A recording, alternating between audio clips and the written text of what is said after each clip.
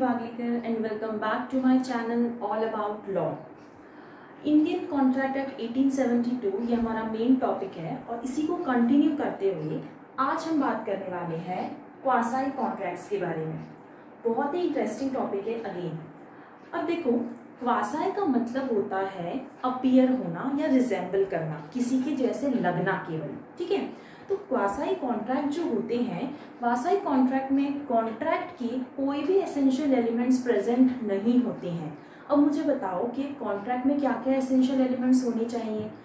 Offer acceptance, फिर intention to create legal relationship, consideration, free consent, है ना। ये सारे पॉइंट्स होते हैं जो एक कॉन्ट्रैक्ट में प्रेजेंट होने चाहिए, तभी वो वैलिड कॉन्ट्रैक्ट कहा जाता है। लेकिन जब हम क्वासाई कॉन्ट्रैक्ट की बात करते हैं तो क्वासाई कॉन्ट्रैक्ट में एक कॉन्ट्रैक्ट के एसेंशियल एलिमेंट्स कभी भी प्रेजेंट नहीं होते हैं, ठीक है।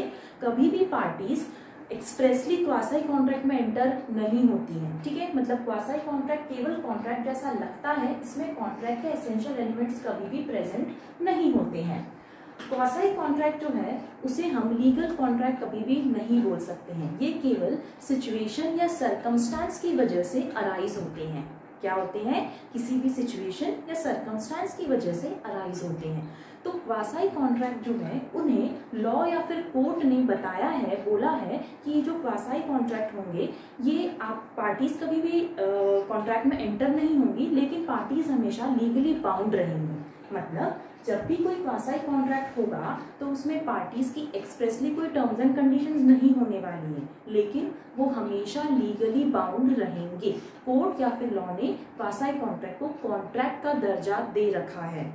Quasi contracts are never legal contracts. Parties कभी भी कोई ऑफर नहीं करेंगी, ना ही कोई एक्सेप्टेंस होगा। पार्टीज का कभी भी लीगल इंटेंशन नहीं होगा कोई रिलेशनशिप एस्टैब्लिश करने का। वो तो सिचुएशन या सरकमस्टांस ऐसे अराइज होंगे कि ऑटोमेटिकली पार्टीज एक दूसरे के लिए क्या हो जाएंगे, बाउंड हो जाएंगे, एक दूसरे के लिए उन लीगल ऑब्लिगेशंस अराइज हो जाएंगी। तो quasi contracts are never legal contracts. Court recognises them as contract. Court या फिर लॉ ने इन क्वासाई कॉन्ट्रैक्ट्स को कॉन्ट्रैक्ट्स का दर्जा दे रखा है। Arises only due to social responsibility. हमेशा सोशल रिलेशनशिप या सोशल रिस्पॉन्सिबिलिटी की वजह से क्वासाई कॉन्ट्रैक्ट पिक्चर में आएंगे। क्लियर हुआ? मैं फटाफट एक बार रिवाइज करवा देती हूँ। क्वासाई कॉन्ट्रैक्ट कभी भी लीगल कॉन्ट्रैक्ट्स नहीं होंगे। पार्टीज कभी भी ऑफर या एक्सेप्टेंस या फिर एक लीगल इंटेंशन के लिए कभी भी एक कॉन्ट्रैक्ट में एंटर नहीं होंगी। सिचुएशन की वजह से ऑटोमेटिकली पार्टीज बाउंड हो जाते हैं एक दूसरे के लिए और एक दूसरे के लिए उनके लीगल ऑब्लिगेशंस अराइज हो जाते हैं, इसीलिए इन्हें बोला जाता है क्वासाई कॉन्ट्रैक्ट। अब हम बात करते हैं उन सर्कमस्टांसेस की जब क्वासाई कॉन्ट्रैक्ट पिक्चर में आते हैं। ये टॉपिक इसलिए इम्पॉर्टेंट है और इसलिए इंटरेस्टिंग है क्योंकि क्वासाई कॉन्ट्रैक्ट हमारी डे टू डे लाइफ में बहुत बार हम एंटर कर जाते हैं और हमें नहीं पता होता है, ठीक है। तो लॉ ने 5 सर्कमस्टांस सेक्शन 68 से लेकर सेक्शन 72 तक बता रखे हैं कि ये पांचों सर्कमस्टांसेस में अगर पार्टीज इन्वॉल्व हैं तो वो बाय डिफॉल्ट किसमें एंटर हो रही हैं? क्वासाई कॉन्ट्रैक्ट में। क्लियर हुआ? तो हम बात करते हैं सेक्शन वाइज। सेक्शन 68 सबसे पहला सर्कमस्टांस है necessaries supplied to a lunatic. Lunatic या फिर मैं यहाँ पर माइनर भी बोल सकती हूँ। क्या बोल रहे हैं? Necessary items supplied to a lunatic या फिर माइनर। कभी भी कोई ऐसा पर्सन है जो कि कॉन्ट्रैक्ट में एंटर नहीं हो सकता है, जैसे कि ल्यूनेटिक या फिर माइनर। और ऐसे पर्सन को अगर आप नेसेसरी आइटम्स सप्लाई कर रहे हो, दे रहे हो, तो जो माइनर या फिर ल्यूनेटिक पर्सन का जो गार्जियन है उसकी यह सोशल रिस्पॉन्सिबिलिटी बनेगी कि जो नेसेसरी आइटम सप्लाई कर रहा है उसे वो रीइंबर्स करे। मान लीजिए कि मेरे पड़ोस में एक ल्यूनेटिक पर्सन रहता है, ठीक है। उसके गार्जियन है, ऑफिशियल गार्जियन है, ल्यूनेटिक पर्सन रहता है और मैंने उसे नेसेसरी आइटम्स दिए हैं। नेसेसरी आइटम्स मतलब जो लाइफ या फिर जीने के लिए जो भी एसेंशियल्स होते हैं ना, फूड, शेल्टर, ये सारे, क्लोथिंग, ये सारे आइटम्स नेसेसरी आइटम्स में आते हैं। तो मैंने सपोज मान लीजिए मेरे पड़ोस में एक ल्यूनेटिक पर्सन रहता है, मैंने उसे कुछ थोड़े बहुत फूड आइटम्स सप्लाई करे हैं।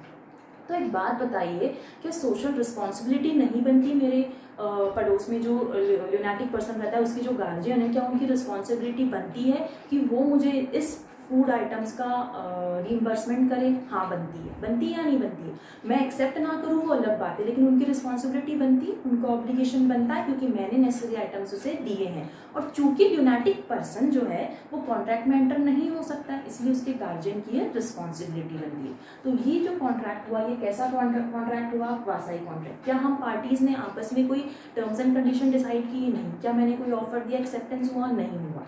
केवल क्या है ये? Quasi contract. अगले सेक्शन की बात करते हैं, सेक्शन 69, जो बोलता है payment by an interested person.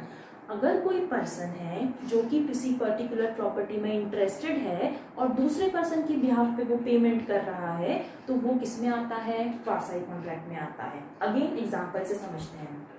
मान लीजिए कि मैं एक लैंड पर खेती कर रही हूँ। क्या कर रही हूँ? एक लैंड है जिसके ऊपर मैं खेती कर रही हूँ, और उस लैंड का ओनर कौन है? एक लैंड का ओनर है, और वो जो लैंड है उसने मुझे लीज पर दिया हुआ है। ठीक है, लीज होता है, रेंट पे लेते हैं। तो वो जो पीस ऑफ लैंड है वो ए का है, और उसके ऊपर मैं क्या कर रही हूँ? फार्मिंग कर रही हूँ, खेती कर रही हूँ। अब होता क्या है कि ए जो है उसे कोई रेवेन्यू पे करना है, मान लो गवर्नमेंट को। ठीक है, उसे कोई टैक्सेस या रेवेन्यू पे करना है गवर्नमेंट को, और उसके पास पैसा नहीं है वो पे करने का। ठीक है, तो क्या होता है, नोटिस आते हैं गवर्नमेंट से उसे कंटिन्यूअसली कि आप रेवेन्यू पे कीजिए, रेवेन्यू पे कीजिए, लेकिन ए के पास अभी पैसा नहीं है तो वो नहीं दे पा रहा है। फाइनल नोटिस आ जाता है गवर्नमेंट का कि अगर आपने ये रेवेन्यू लास्ट इंस्टॉलमेंट पे नहीं करा है तो आपका लैंड हम सीज कर लेंगे। अब एक बात बताओ, अगर वो लैंड सीज हो जाता है तो क्या मेरा भी नुकसान होगा? हाँ होगा, क्योंकि मैं उस लैंड पर क्या कर रही थी? फार्मिंग कर रही थी। तो मैं इंटरेस्टेड पर्सन हो गई क्या? हाँ हो गई। ठीक है, तो मैंने बोला ए को जाकर कि आप चिंता ना करो, अभी मैं पेमेंट कर देती हूँ। ठीक है, तो मैंने ए के बिहाफ पर पेमेंट कर दिया गवर्नमेंट को। क्या ए की सोशल रिस्पॉन्सिबिलिटी बनती है, ऑब्लिगेशन बनता है मुझे वैसा मेरा पैसा रीइंबर्स करने का? हाँ, क्योंकि ड्यूटी किसकी थी पेमेंट की? ए की थी, लेकिन उसके बिहाफ पे मैंने पे कर दिया है। क्या ए की और मेरे बीच में कोई कॉन्ट्रैक्ट हुआ? नहीं हुआ। क्या कोई टर्म्स एंड कंडीशंस हुई? नहीं हुई। क्या कोई ऑफर एक्सेप्टेंस हुआ? नहीं हुआ। केवल क्या हुआ? एक क्वासी कॉन्ट्रैक्ट हुआ। कॉन्ट्रैक्ट के जैसा एक कॉन्ट्रैक्ट अपीयर हो रहा है, वैलिड कॉन्ट्रैक्ट के जैसा, इसीलिए उसे हमने नाम दे दिया क्वासी कॉन्ट्रैक्ट। क्लियर हुआ? जितने भी ये सर्कमस्टांसेस हैं आप सभी में नोटिस करेंगे कि सोशल रिस्पॉन्सिबिलिटी आ रही है, सोशल ऑब्लिगेशन आ रहा है। ठीक है, थर्ड है सेक्शन 17, उसके अंदर बात हो रही है obligations due to non gratuitous act. अब नॉन ग्रेटिशियस एक्ट का मतलब होता है ऐसे कोई एक्ट जिसमें आपको बेनिफिट मिल रहा है और आपने कुछ भी पैसा या चार्ज नहीं पे किया हो, मतलब फ्री में आपको कोई बेनिफिट मिल रहा है जिसके आप हकदार नहीं हो। ठीक है, बात करते हैं इसके एग्जाम्पल की कि इसमें नॉन ग्रेटिशियस एक्ट में क्या एग्जाम्पल आएगा। फॉर एग्जाम्पल, मैंने अमेजोन पे ऑर्डर दिया है। ठीक है, एक मोबाइल ऑर्डर किया है मैंने अमेजोन पे, और मैंने उसमें एड्रेस डाला है 85 सिविल लाइन्स दिल्ली। ठीक है, मैंने ये एड्रेस डाला है।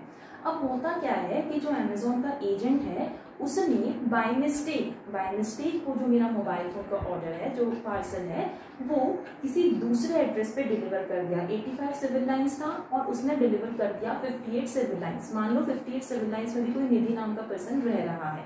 होता है ऐसा, कई बार गलती हो जाती है, सेम नाम होते हैं, एड्रेस में कंफ्यूजन हो जाता है, या एड्रेस आपने प्रॉपर नहीं लिखा है तो कंफ्यूजन हो जाता है। तो किसी और के एड्रेस पे वो पार्सल डिलीवर हो गया। अब मुझे बताओ कि अगर किसी और के घर एड्रेस पे अगर वो पार्सल डिलीवर हो गया है तो क्या उसकी लायबिलिटी बनती है, क्या उसकी ऑब्लिगेशन बनती है कि वो उसके रियल ओनर को दे? हाँ दे, है ना। अगर किसी और निधि को वो डिलीवर हो गया है तो उसकी रिस्पॉन्सिबिलिटी बनती है कि वो मुझ तक वो पार्सल पहुंचाए। मान लो वो यूज करने लग गई मोबाइल फोन, तो या तो वो मुझे रीइंबर्स करे, पैसा दे उस मोबाइल फोन के बदले, या फिर वो मोबाइल फोन मुझे रिटर्न करे, क्योंकि उसके लिए वो एक्ट कैसा था? नॉन ग्रेटिशियस एक्ट था, है ना। उसने कोई चार्ज नहीं पे किया। चार्ज किसने पे किया? मैंने पे किया, लेकिन बेनिफिट किसको मिल गया? किसी और को मिल गया, तो उसके लिए वो नॉन ग्रेटिशियस एक्ट हो गया। तो अगेन उसकी सोशल रिस्पॉन्सिबिलिटी बनती है कि वो पार्सल मुझे रिटर्न करे। क्लियर हुआ इतना? अगले पे आते हैं section 70, finder of lost goods. और आप नोटिस करोगे हर एग्जाम्पल में कि ये हमारे डे टू डे लाइफ में होता रहता है। फाइंडर ऑफ लॉस्ट गुड्स, ये हेडिंग से समझ में आ रहा है कि अगर आपको कोई चीज मिल जाती है ना, मैं सपोज मार्केट गई हूँ फ्रूट्स खरीदने के लिए, और रास्ते में मुझे किसी का पर्स मिल जाता है, किसी पर्सन का, किसी का वॉलेट मिल जाता है, पर्स मिल जाता है, तो क्या हमारी ड्यूटी बनती है, हमारा सोशल ऑब्लिगेशन बनता है कि वो पर्स किसी जिसका भी है, जो ओनर है, उसे लौटाए? हाँ बनती है। हम नहीं दे तो वो अलग बात हो जाती है, लेकिन हमारी सोशल ऑब्लिगेशन, हमारी ड्यूटी बनती है कि हम वो पर्स उसके रियल ओनर तक पहुंचाएं। तो ये हो गया फाइंडर ऑफ लॉस्ट गुड्स। अगला है सेक्शन 72 जो कि लास्ट सर्कमस्टांस है, मनी पेड बाय मिस्टेक। अगर मैंने गलती से ज़्यादा पेमेंट कर दिया है तो जिसे मैंने ज़्यादा पेमेंट किया है क्या वो मुझे एक्स्ट्रा पैसा लौटाएगा? हाँ, लौटाना चाहिए, है ना। जैसे हमने सपोज मैंने इनकम टैक्स पे कर दिया और मैंने एक्स्ट्रा इनकम टैक्स पे कर दिया है, जितने के लिए मेरी लायबिलिटी नहीं थी मैंने ज़्यादा पे कर दिया है, तो क्या इनकम टैक्स मुझे रिफंड करती है? हाँ, रिफंड करती है। तो ऐसे केस में इनकम टैक्स में और मेरे में कैसा कॉन्ट्रैक्ट हो जाता है? वासाई कॉन्ट्रैक्ट। क्या हमने कोई टर्म्स एंड कंडीशन सेटअप करी? नहीं। क्या कोई लीगल ऑब्लिगेशंस करी? नहीं करी। लेकिन बाय डिफॉल्ट कैसा कॉन्ट्रैक्ट हो गया? वासाई कॉन्ट्रैक्ट हो गया। तो ये पांचों सर्कमस्टेंसेस जो आप अगर अपनी डे टू डे लाइफ से रिलेट करेंगे तो डेफिनेटली आपको बहुत सारे नंबर ऑफ एग्जांपल्स मिल जाएंगे। तो ये था हमारा वासाई कॉन्ट्रैक्ट के बारे में। आई होप आपको ये वीडियो समझ में आया होगा। अगर आपको कोई भी क्वेरी है तो आप मुझे कमेंट सेक्शन में बता सकते हैं। Please like, share and subscribe my video. और अगर आप किसी टॉपिक पर वीडियो चाहते हैं तो you can tell me that too. Thank you so much for watching my video. Bye.